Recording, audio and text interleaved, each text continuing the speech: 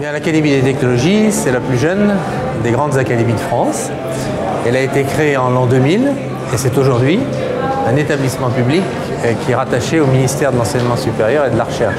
Notre académie est là comme devise pour un progrès raisonné, choisi et partagé. Et on comprend bien aujourd'hui, face aux grands défis du futur, qu'il est essentiel qu'un certain nombre de sachants puissent, dans l'indépendance, porter des jugements sur ce que les progrès apporteront demain. Je crois qu'aujourd'hui, nous avons intérêt à nous engager dans des actions de promotion et de valorisation de l'ingénieur, d'une part, et de la technologie, d'autre part.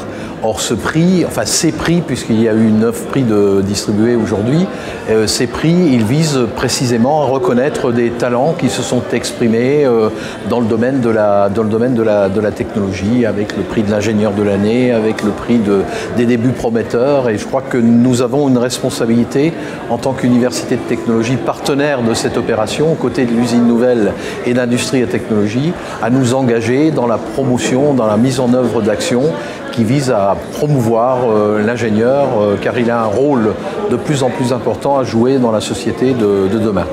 C'est quoi l'ingénieur aujourd'hui? C'est quoi l'ingénieur de demain?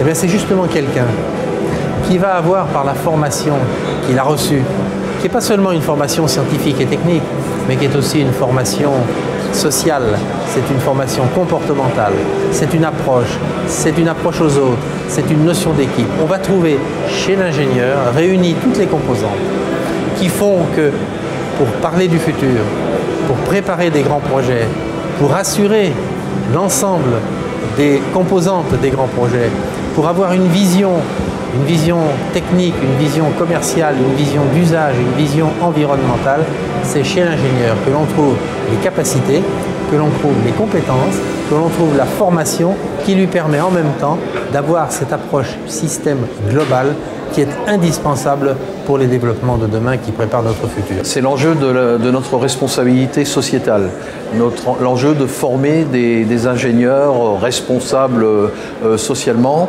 Et je crois que l'UTC a un certain nombre d'atouts dans ce secteur, par l'existence en son sein, par exemple, d'un département technologie et sciences de l'homme qui réfléchit sur le développement des innovations technologiques et qui vise à former des ingénieurs capables de penser la technologie dans toutes ses dimensions, et pas uniquement dans ses dimensions techniques, mais également dans ses dimensions environnementales, sociales.